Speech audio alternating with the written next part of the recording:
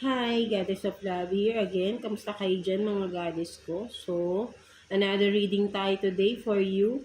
Mga Scorpio natin. Kamusta kayo dyan mga Scorpio? No? So, let's see anong current situation ninyo ng person on your mind. No? Kung sino man yan, no? Mga Scorpio natin. No?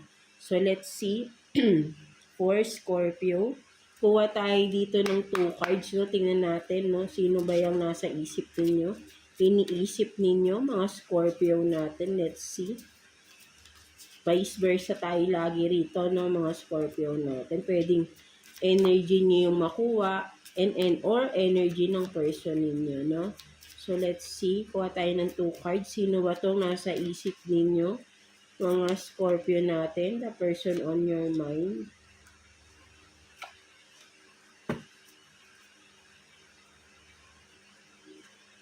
So you have this European, no? Maybe you are dealing with a foreigner, no? Mga mga Scorpio natin, no?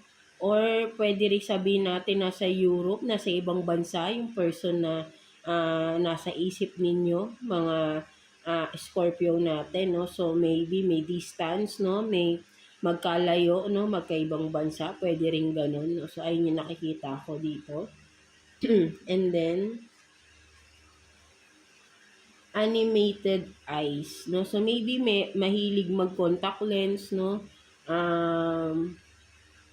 Or pwede ring sabihin natin, di ba yung mga animated eyes, may malaking, yung mata nila, yung bilog na bilog, no? Yung kitang-kita mo yung emotions, no? Something like that. No? So, ayun din yung nakikita ko rito. Maybe, emotionally, no? Ito, emotionally, may pagka-emotion, ano ba ang tawag na magandang doon, mga magandang term doon. Yung masyadong emotional tong person na to, no, na nasa isip ninyo, no. So, ayun din yung nakikita ko dito. Kasi with the animated eyes, di ba, yun yung, di ba, sabi natin sa mga animated, di ba, kaya nilalakihan nila yung mata ng mga, sa animation nila, di ba, kasi, para mas makita yung emotion ng character, no. So, ayun yung nakikita ko, no. So, maybe emotional, may pagka-emotional yung person na nasa isip ninyo, no? Or, yeah, literally, no? So, isa din yun sa nakikita ko dito, no? Mga Scorpio natin, no? So, let's see. Ano ba nangyari sa inyo ng person na yan, no? Tingnan natin. Kuha tayo dito ng 3 cards for you, Scorpio, no? Kuha tayo ng 3 cards for Scorpio, no? Regarding the person on your mind, no? Tingnan natin. Current situation ninyo. Let's see.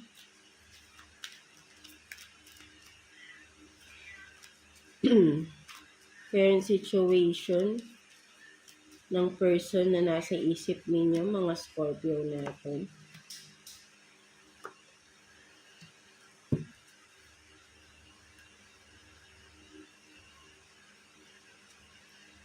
So, you have this, no?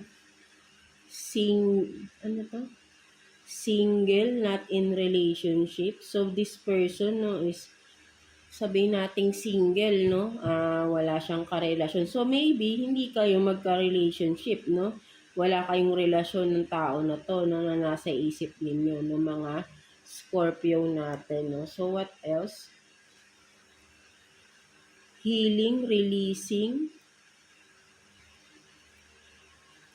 So, you have this healing, releasing. So, maybe ang nakikita ko din dito, no, kaya pala not in relationship itong tao na to na nasa isip ninyo, Scorpio, is because pwedeng kakaalis lang niya sa isang relationship na medyo painful, no? And this person is in a healing process right now for some of you, or currently, no, nire-release, no, sabi natin kaka-end lang ng kanyang relationship, no?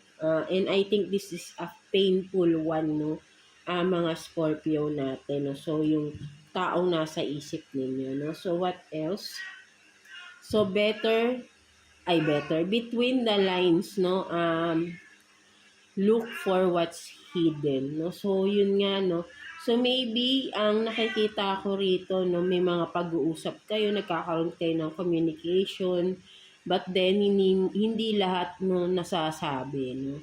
Because I think this person, mga Scorpio natin, hindi pa siya ready to commit, no, to have another relationship kasi nga kakagaling lang niya sa painful relationship ng mga Scorpio natin. That's why medyo ingat pa siya, no. But then nakikita ko may communication, no, for some of you Scorpio. Hindi lang siguro ngayon ay sabihin natin hindi lang niya talaga lahat. May nasasabi kung ano yung pinagdadaanan niya, no, itong person na to, no. Yeah, no. Yun yung nakikita ko rito, no. May mga hindi siya kinukwento, no, because maybe dahil may pinagdadaanan nitong person na ito, no, mga Scorpio natin, no. So let's see what else. Kuha pa tayo ng 3 cards here for you, Scorpio. Tingnan pa natin. Regarding the person on your mind, no? Tingnan natin. Ano bang feelings sa'yo ng person na ito, no? Ano ba yung ano rin niya sa'yo? Kung ano ba. Basta tingnan natin ng mga Scorpio natin. 3 cards for Scorpio. Tingnan natin. No, nakikita ko talaga rito is parang wala kayong label or wala pa kayong relationship ng tao na to, no, Scorpio natin. So, Page of Cups, the Devil in reverse, and then the Emperor, no. So, ang nakikita ko dito, no, kinokontrol niya yung feelings niya, no, yun nga, no, kasi nga hindi pa ready tong tao na to, no, with the Devil in reverse, no, nakikita ko rito, may pagka-obsessed din tong tao na to sa inyo, no. May pagka-obsessive siya, but then kinokontrol niya, no. Kinokontrol niya na wag siyang ma-obsess, no. But then may feelings, no, may feeling siya sa inyo, no, mga Scorpio natin, no. Ayun yung nakikita ko. Pero kasi nga, for some of you, may pinagdadaanan pa tong person na to, no. That's why, pigil siya, no. Pinipigilan niya na ma-fall, no, itong tao na to, no. Kasi nga, yun nga, is may kakatapos lang ng painful relationship, no, sa kanya, no. Mga Scorpio natin, no. So, ayun yung nakikita ko rito. But then this person is, I think, likes you rin, no? Mga Scorpio, may gusto kanya, no? Ayun yung nakikita ko rito. And malakas yung pagkagusto niya, no? With the Emperor, pinipigilan lang niya, no? With the Devil in reverse and the Emperor. Pigil na pigil yung emotions, yung feelings ng tao na ito sa inyo, no? Pinipigilan niya. So, let's see. Kuha pa tayo ng additional cards, no? Tingnan natin possible outcome sa inyong dalawa ng person na yan, mga Scorpio natin. Let's see. Kuha tayo ng 2 cards here for you, Scorpio. Let's see. Possible outcome ninyo ng person na yan. Tingnan natin. For Scorpio. So, you have this 3 of Cups in reverse. And then, 10 of Wands in reverse. No? So, yun nga, no, nakikita ko pa rin talaga rito, no. Nag-walk away ito sa isang third-party situation, no. So, possible outcome is still hindi pa ready tong tao na to, no. Hindi pa siya healed, no, something like that, no. Nasa healing process pa lang. Nagre-recover pa lang itong tao na to. Galing siya sa isang third party na relationship, no. Kagagaling lang niya doon sa isang painful na nagkaroon ng third party, no. Something like that, no. When with the 10 of Wands, no, paulit-ulit na kasi may balik, no. Parang ang nangyari dito, no, parang may paulit-ulit silang cycle ng nung nakarelasyon niya before, no? Mga Scorpio natin. So, ayun yung nakikita ko rito, na may paulit-ulit na nangyayari na cheating, betrayal, no? So, may trauma pa itong tao na to, no? So, nagre-recover pa din siya as of this current situation, no? Mga Scorpio natin, no? So, siguro inaayos niya pa yung sarili niya for some of you, no? So, ayun yung nakikita ko rito, no? So, let's see what's the advice sa'yo ni universe, no? Advice message sa'yo, Scorpio, no? Let's see.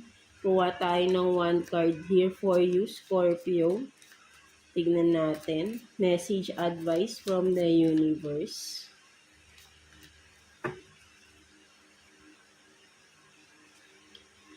So, you have this, claim your energy. No? So, sinasabi dito, no, kumbaga, ito kasing tao na to, no, ay hindi pa siya ready. So, ikaw, ang gawin mo is mag-focus ka na lang muna din sa sarili mo. Right? No?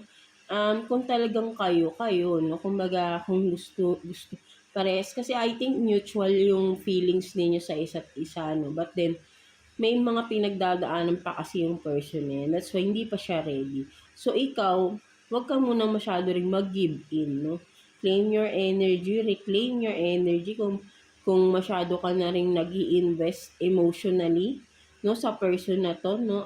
I think is mag-focus ka muna din ngayon sa sarili mo, no? Mas pa kung siya nagre-recover siya, nagfo-focus siya sa sarili niya, ikaw din, no? Para kung sakali, parehas kayong maging ready in the near future, no? Wala nang mga hindrance or blockages pa, no? At parehas kayong magre-ready.